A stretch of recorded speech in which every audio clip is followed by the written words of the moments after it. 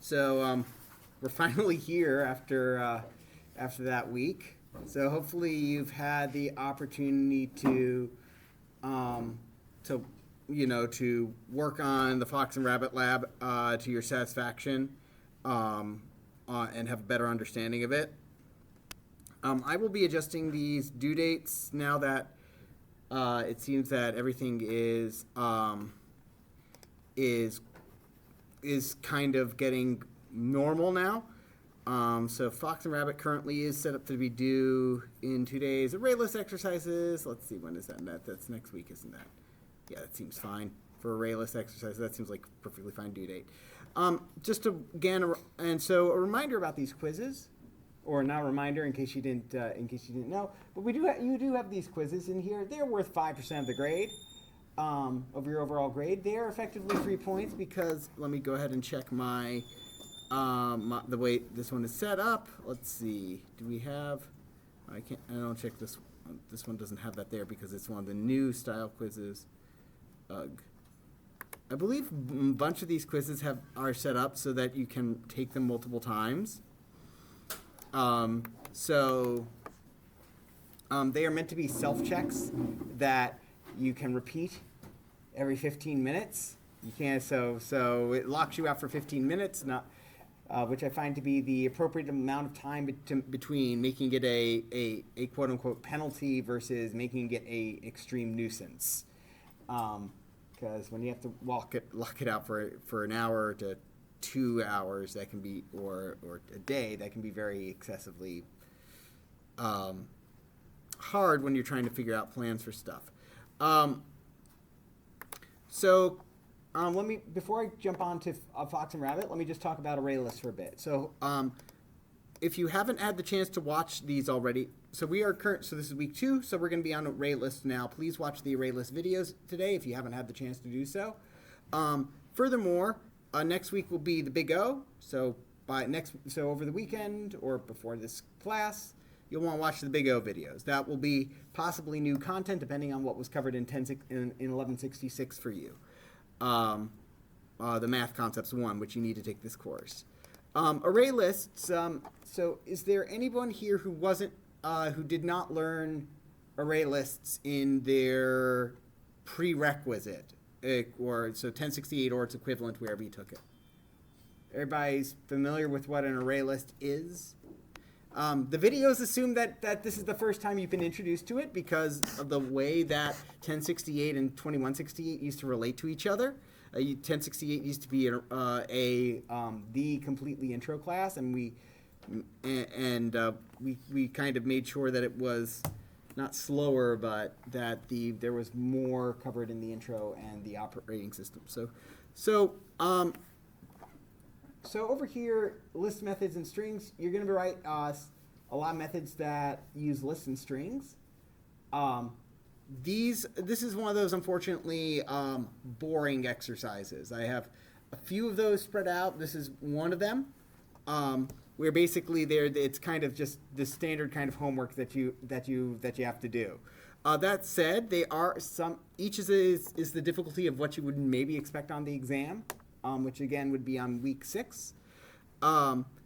So if you need to make a new list as part of a method, implement it with the array lists. I've got footnotes. The most important part for you will be, I unlike the other sections, enforce generics. I want you to use generics in this class because it's worthwhile to learn how to use generics. Generics are basically variables for variable types. In other words, they allow you to, and I go into pretty good detail on them in the videos, but what they allow you to do is, what this method allows you to do is says, this enforces that the list that you take in, you read this as a list of type E, okay? A list of E's, where E is a placeholder for a type, okay? So, for instance, you would read this as a list of integers. And what that does is that enforces that this list can only hold integers. You can only put integers into this list. If you try to put a string, it will give you an error. It will say this is not a compatible type for this object. Why? Because it allows you to be safe with your types. it also allows you to assume that what you are getting out of a list will be an integer.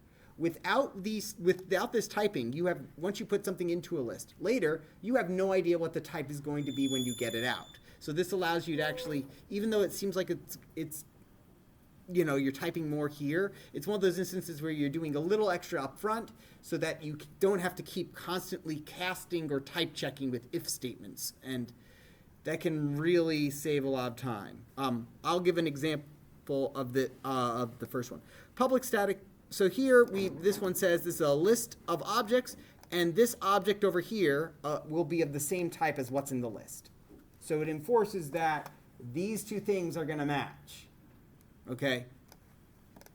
And you do that with this public static, and this just basically and this between the static keyword and the Boolean keyword enforces that, hey, there's going to be something of type E here. Okay? You may or may make a few errors with this. That's okay. If you can't figure out why it's not working, let me know, because I'm there to help you with this. This is one of those things that once you see it working, it starts making sense. So there's 6 of these with a grand total. You can get on this one. You can get 105 out of 100 points. Each method is worth equal amounts. It is 90 points. So 15 points each, 5 points for using generics correctly. So each question, if you're not using a generic, you're sacrificing 5 points. And then 10 points for the code being just, neat and properly indented, not making it a tangled mass of spaghetti. The one we will be asking you for on our demos is remove all instances. This is the one that basically about half the class will be told to go back and fix it.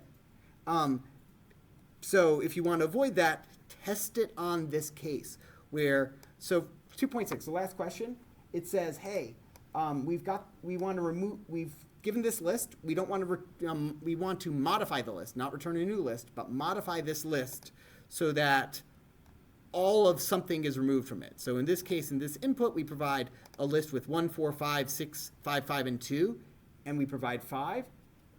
And so this would remove all the 5s from that list. So your list then becomes 1, 4, 6, 2. No 5s left in it. Okay? And this is set up to be a trap so that your first implementation will fail to remove some of the 5s. Okay? I'm very proud of this problem. The extra credit is over here, which you get extra credit for sanitizing the string from punctuation. The other problems, let's go from the bottom now, is the uniqueness, which says, hey, are all the items in this list unique? Are all the items different from each other? We'll learn later in the semester how to solve this in a linear amount of time. Right now, your solution is going to most likely be a quadratic amount of time, and that's perfectly fine. All multiples and all strings of size both return a new list, and they will look pretty much exactly the same. The idea here is that for the first one is that we want to get all the numbers from a list that are a multiple of the provided value. So here you take in 2 arguments. If our input is this and 5, our output is this, which is all the numbers in here that were multiples of 5. Notice that 25 is repeated twice because there were 2 25s in the input. So no having to worry about that. That's one of the things I like to do. I do like to provide you with input-output pairs so that you can test. Same with this. All strings of size, that's a bit more direct. Given a list of strings, like I like to eat apples and bananas, and I give you the number 3, then you want all the 3-letter words. Eat, and. Is permutation we will do on Wednesday in class. Please take a crack at it on your own. It's worth it. Because the solution to this is a mess.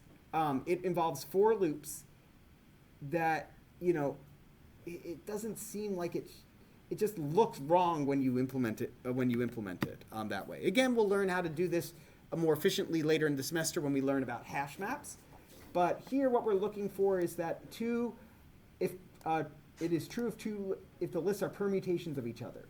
2 lists are permutations if they contain the same elements, including the same number of duplicates, but they don't contain the same elements in the same. They don't have the elements in the same order, or maybe they do. 1, 2, and 4, and 1, 2, and 4 would be permutations of each other. 1, 2, 4, 2, 1, 4 are permutations of each other. Same elements, just in a different order. Okay. For this one, your first step should be checking. Hey, are these two items? Are these two lists the same size? Because if they can't be the same size, if they aren't the same size, they can't be permutations of each other. And knowing that they're the same size allows you to make some assumptions about this that you normally wouldn't have to make. Okay. So before I hop into rabbits, I will go ahead and, even though that so first off, whenever you're working in IntelliJ, you want to do a new project whenever you start like a new homework. Just that'll help keep things clear, and you can then jump from project to project as you need. Basically, it's going to avoid having clashes with old code or suggesting things from from old classes that you write. It kind of isolates all of it. So here, array list, and then I would put maybe HW so to make it clear that's your project and not like a file. And then here, you don't want to name your file array list. You certainly don't want to name your file that you're working on array list. Otherwise, your computer Java's going to think, oh, this is now the array list class. Great, I'll ignore all the other array list class references. So here we might want to call it, array list, again, homework or exercises or whatever. Okay. Now, first problem is the unique problem, and I'm just going to give you the header for it to show you what these look like. Okay. So public, static, Boolean. So it's a Boolean, and what unique is asking us to do is says given a list, and I'm going to add in the generics next. For IntelliJ, you can't necessarily read that back there because of the way UI sizing works. But what it's saying is that to automatically import the suggested class, all you have to do is hit Alt-Enter. On a Mac, that might be different. You'll want to import of course, the java.util. But that's it. It automatically imported it for me. I didn't have to go to the mouse at all. List. A common practice is to say, hey, class name uppercase, because always the class name is uppercase. In lowercase, you put in the variable name. That's just common practice. And then object, and then that's it. That's all we need. So we're checking, are all the items in this, are all the items in this list, different.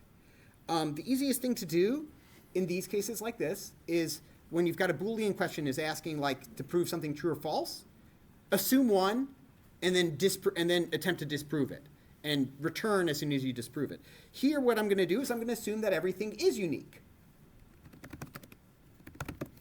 And then as soon as I find out that something isn't unique, because two items are the same, I'll return false. But that's for you to implement. Okay. In general, though, you never want to leave your code like this, where you're getting a compilation error, because then you can't test anything else in your code. So always have like some kind of default return value. It's a good practice. Even if it's just total lies, like if your say you're writing an add method for something weird, like in that case, just always return -1 or something, because at least then you can test other stuff.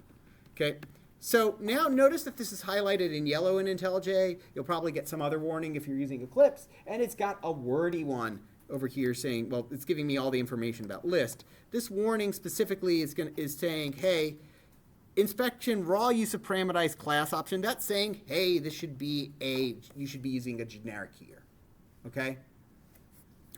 You should be using generics here. Otherwise, it's a list of objects, and that doesn't help anybody.